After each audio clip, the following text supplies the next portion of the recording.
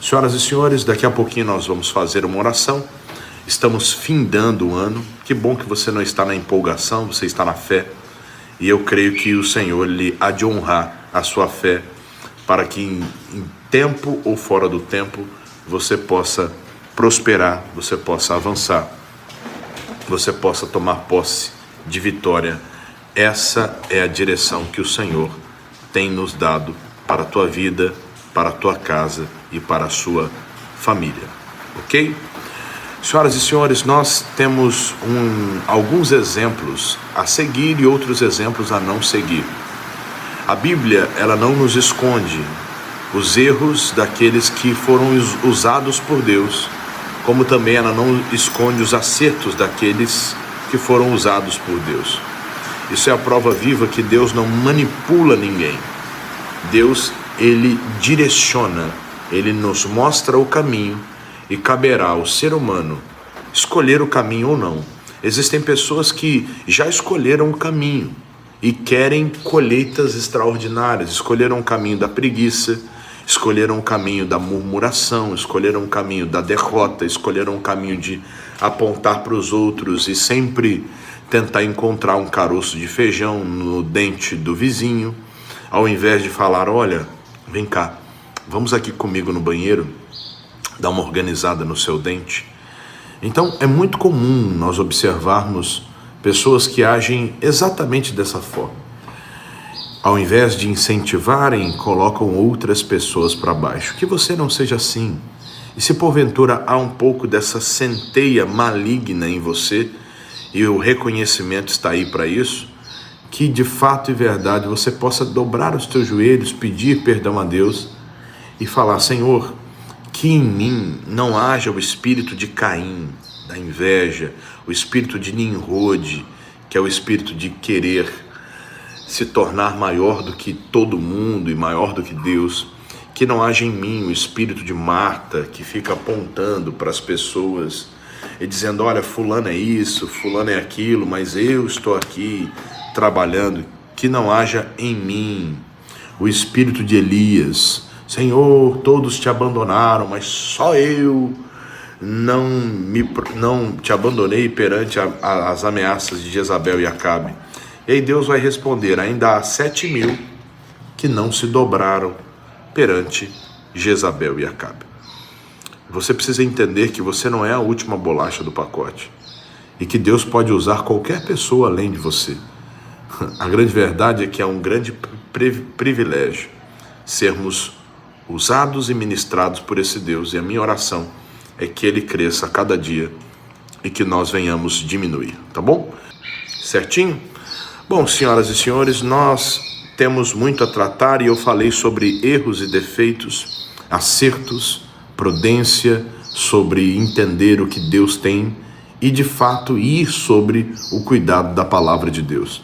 Mas infelizmente, sabe aquele negócio das pessoas que dizem assim, eu quero pagar para ver, e acaba vendo, mas acaba vendo o que não deve. Se você tem uma Bíblia, eu quero te ajudar. Eu quero abençoar você para que você desenvolva ainda mais e cresça em todos os aspectos. Tem uma Bíblia, abre em Juízes, capítulo de número 14. O texto fala sobre um homem chamado Sansão. Sansão, por sua vez, ele, ao invés de obedecer os seus pais e prosperar, ele deixou ser vencido pela sua própria concupiscência, a vontade da carne. E Sansão pagou um alto preço. A Bíblia diz assim, desceu Sansão a Timná, e vendo em Timná a uma mulher das filhas dos filisteus, subiu e declarou ao seu pai e à sua mãe e disse, vi uma mulher em Timná das filhas dos filisteus, agora pois tomai-me-a por mulher. Porém seu pai e sua mãe lhe disseram, não há porventura mulher entre as filhas de teus irmãos, nem entre todo o meu povo, para que tu vás tomar mulher dos filisteus, daqueles incircuncisos? E disse Sansão ao seu pai, tomai-me esta, porque ela agrada aos meus olhos. A decisão de Sansão em escolher uma mulher filisteia É a prova viva de que muitas pessoas não sabem de fato e verdade respeitar o tempo de Deus ou a direção de Deus e, consecutivamente, colocam os pés pelas mãos. São afobadas, são histéricas, são até mesmo vaidosas, porque escolhem por causa das suas próprias vontades e não por causa da direção de Deus, de fato e verdade. Isso se dá porque muitas pessoas são levadas pelos seus próprios interesses. E a Bíblia diz que aquele que busca os seus próprios interesses, ele se separa, ele se afasta, ele se sente meio que a última Coca-Cola do deserto. Sansão assim estava, porque ele era um homem forte, era alguém que havia um voto, havia sobre a vida dele a escolha do nazirado, e ele se sentiu muito mais superior do que todos aqueles que estavam próximos dele. Sabe que isso me faz lembrar, senhoras e senhores, que muitas pessoas, por sua vez, elas agem exatamente como Sansão agiu. Elas são escolhidas, são movidas pelo que veem, pelo que sentem, pelo que ouvem. Elas não são movidas pela direção da palavra de Deus. E toda pessoa que não é movida pela direção da palavra, ela corre um sério risco e ela vai pagar um alto preço, a curto, médio e longo prazo. Sansão, assim, pagou para ver. O pai e a mãe de Sansão, eles disseram a Sansão: Sansão, meu amigão, o seguinte, existem tantas mulheres do nosso povo, por que você quer uma mulher filisteia? Ele disse: porque ela me agrada aos meus olhos. Sabe aquela pessoa que escolhe pela aparência? Ela olha uma embalagem e diz: o produto é bonito.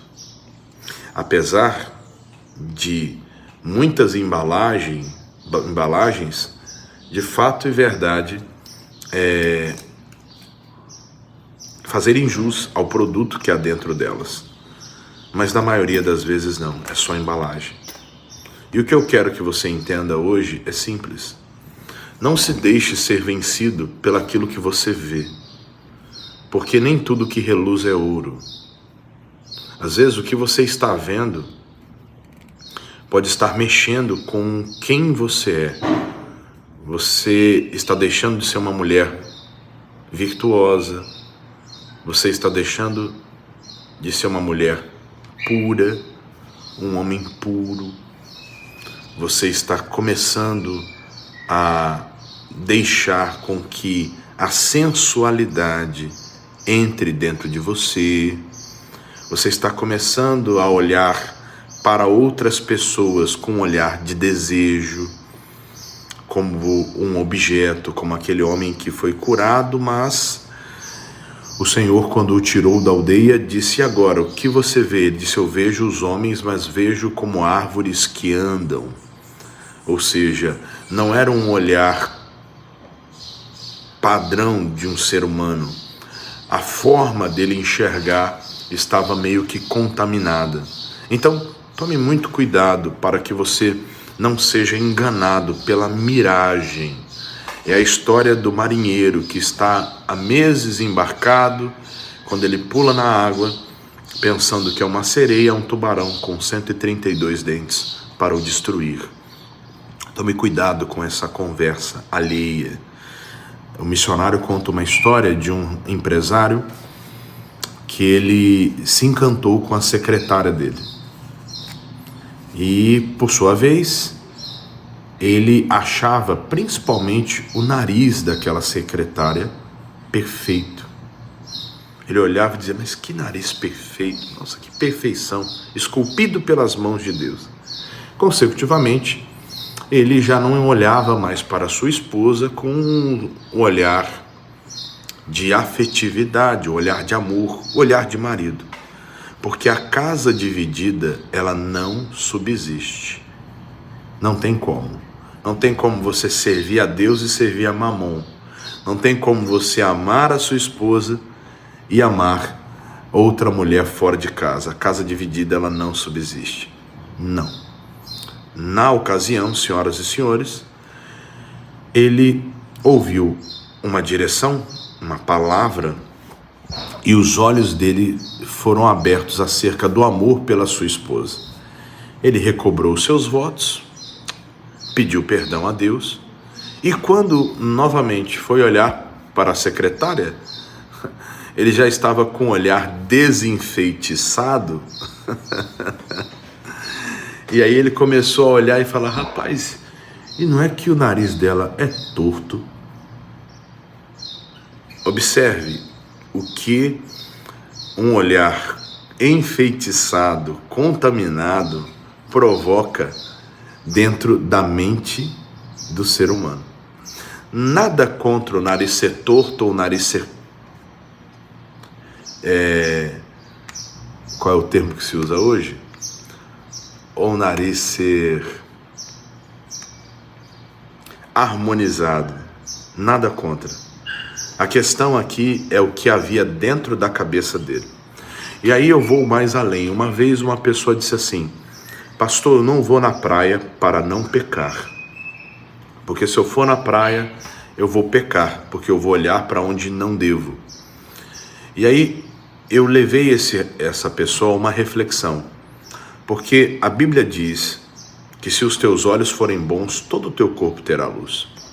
Existem várias formas que você pode agir para evitar a concupiscência dos olhos, né? Tem gente que é radical ao extremo de falar: eu não vou à praia porque eu não vou pecar.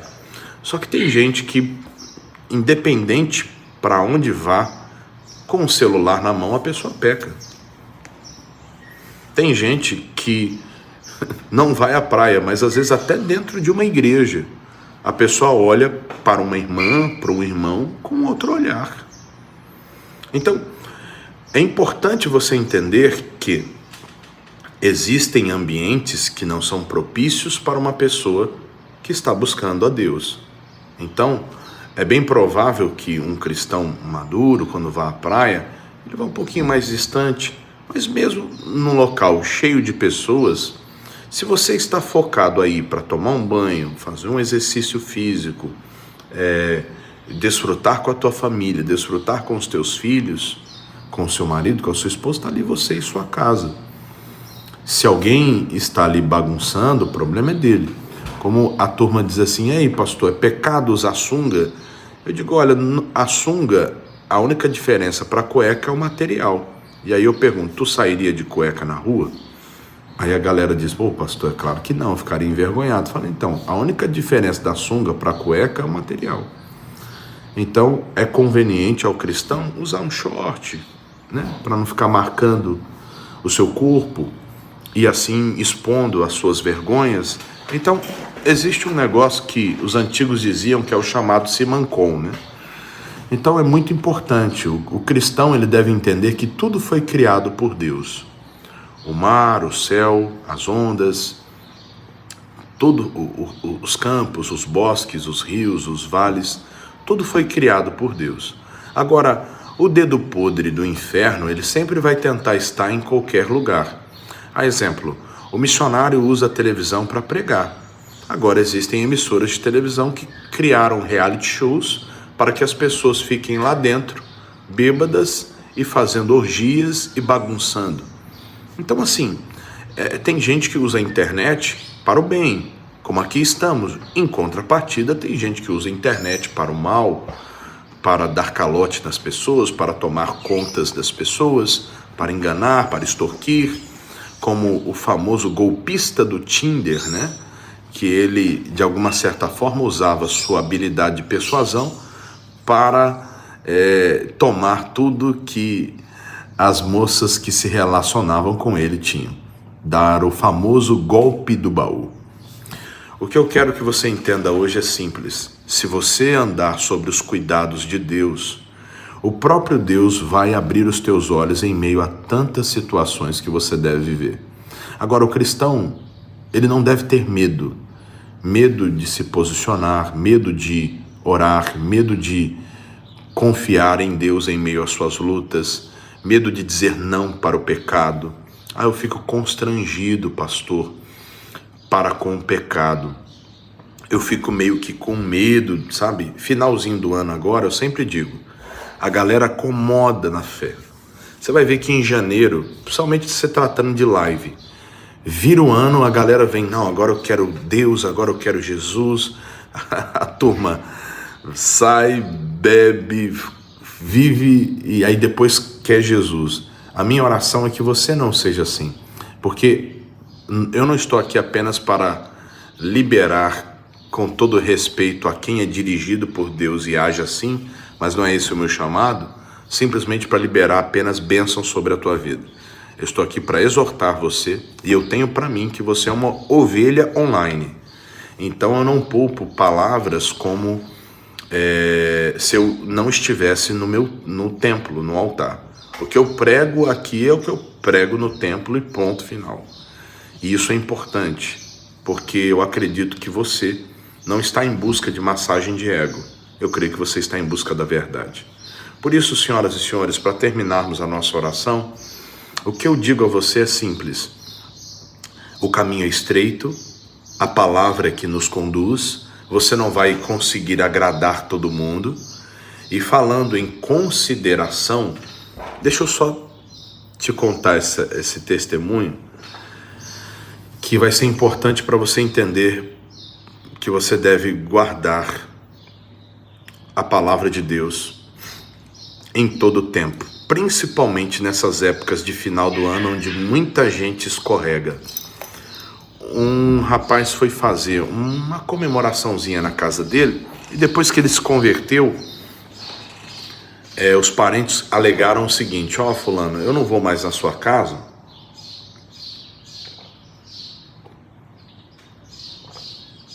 porque na sua casa não tem bebida. E eu gosto de tomar um negocinho, então nas festas da sua casa eu não vou. E aí esse rapaz disse assim: pastor, depois que eu me converti eu parei de beber bebida alcoólica e graças a Deus estou firme, o senhor está vendo aí. Mas eu gosto muito de uns parentes meus, sabe? A gente era muito ligado antes de eu me converter, a gente meio que deu uma afastada. E eles vão estar na minha casa e nós vamos botar, eu não bebo, né? Mas vou botar um negocinho para eles tomarem. E aí, o que o senhor acha? O pastor falou para ele: olha, a decisão é sua. Eu não posso decidir por você. Mas vamos falar de consideração. Você considera esses seus parentes? Ele: nossa, e como, pastor? Você considera a ponto de fazer o que você não quer para que eles venham na sua casa, na sua comemoração? Ele disse: olha, pastor, pelo tanto que eu amo eles e considero eles, eu faria isso por eles, sim. Tá, e você, nesse período que você se converteu, você já foi em comemoração na casa deles? Pastor, já fui muitas vezes. Sempre que sou chamado, vou, apesar de estarmos um pouco distantes, mas eu vou lá na casa deles. Mas na minha casa eles não vêm, é interessante. Aí o pastor disse: eles consideram você mesmo? Ele falou: pastor, o que eles mais dizem, que me consideram. Então, por considerarem você e saber que você não bebe, com certeza quando você vai à casa deles, eles retiram a bebida. Por consideração a você, porque você disse que estava disposto pela consideração para com eles em colocar bebida para que eles venham. Então, quando você vai, sabendo que você não bebe, eles não colocam bebida alcoólica na casa deles por consideração a você. Ele parou assim e falou: pastor, não tem esse negócio não, não tem não. Mas eles não te consideram a ponto de gostarem muito de você? Então, já que você não bebe, então eles não botam bebida alcoólica quando você vai. Aí o homem parou e disse: esse povo não me considera nada, pastor, eu não vou botar bebida na minha casa não, e não sei o que, e tal. E o pastor falou: calma, irmão, calma, eu só te levei a pensar, a refletir. E tratando-se de consideração, senhoras e senhores, o princípio é o mesmo. A consideração que vem daqui para lá tem que vir de lá para cá também. Porque aprenda isso, quando você se afasta deste mundo,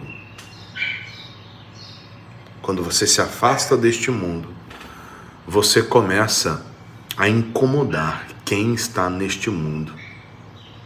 Se você for num final de ano, numa comemoração, confraternização, Natal, Ano Novo, na casa de um parente, e só você não bebe, isso vai soar como estranho. E todo mundo, boa parte das pessoas vai querer te oferecer bebida, principalmente se você está no início da tua conversão. Depois que você já é consolidado na fé, isso passa. Eles mesmos já dizem, fulano não bebe, e respeita, e quando tem um problema, fulano é quem ora. Então aproveite o ensejo do final do ano e pregue para os seus familiares. É Natal, é família, traga uma mensagem de Deus para a sua família. Traga uma mensagem de fé para a sua casa, para o seu lar.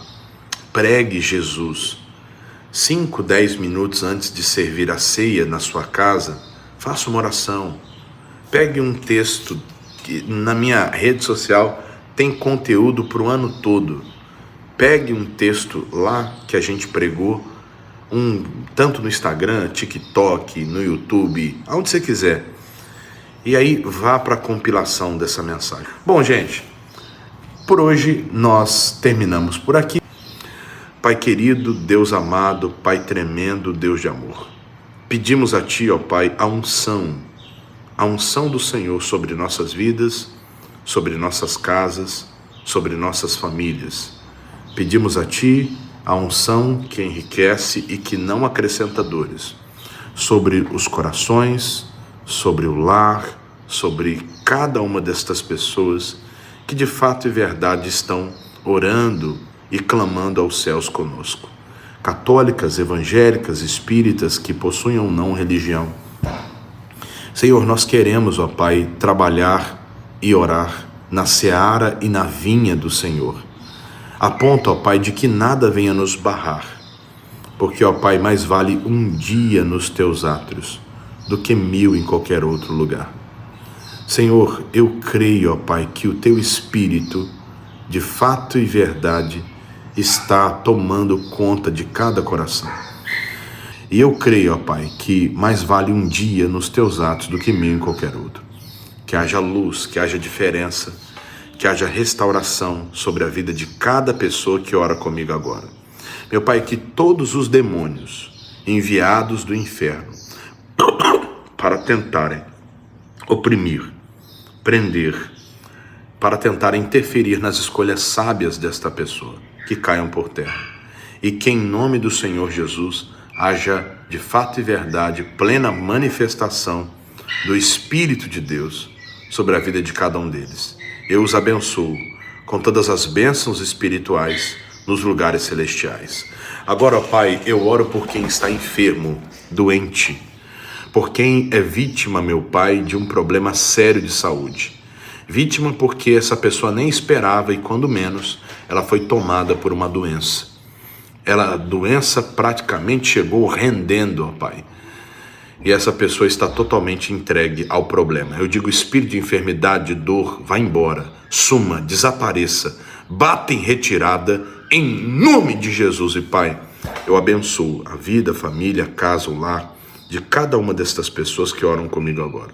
Evangélicas, católicas, espíritas, meu Pai, algumas estão internadas, desenganadas nos hospitais, presídios, nos rincões deste Brasil, que o teu Espírito alcance cada uma delas. Eu te abençoo, meu irmão. Eu te abençoo, minha irmã, para a honra e glória do Senhor Jesus. E Pai, pelas feridas do Senhor, que ela seja curada, que ele seja curado, que ela seja liberta, que ele seja liberto. Em nome de Jesus, se você crê, digite abaixo. Amém, amém e amém também. Que Deus te abençoe, que a paz e a graça do nosso Senhor e Salvador Jesus Cristo, ela se manifeste de forma abundante sobre a vida de cada um de vocês. Este é o desejo pleno do meu coração sobre a sua vida, sobre a sua casa e sobre a sua família. e confie no Senhor de todo o teu coração e não te estribes no teu próprio entendimento. Que a paz que excede todo entendimento esteja sobre vocês, que o Espírito de Deus prevaleça e que a cada dia o Senhor cresça e que a palavra de Deus seja o centro das vossas vidas. Tá bom? Senhoras e senhores, nós vamos ficando por aqui. Lembrando que se você ainda não semeou no projeto Neemias, semeie. Semeie com alegria. doacões@iigd.com.br. Não se esqueça de enviar o comprovante para o DDD 79 3214 4266. Sem o envio do comprovante, a doação não é contabilizada para a IIGD Sergipe. Um beijo no coração de todos. Deus abençoe, paz e graça. Tchau, tchau.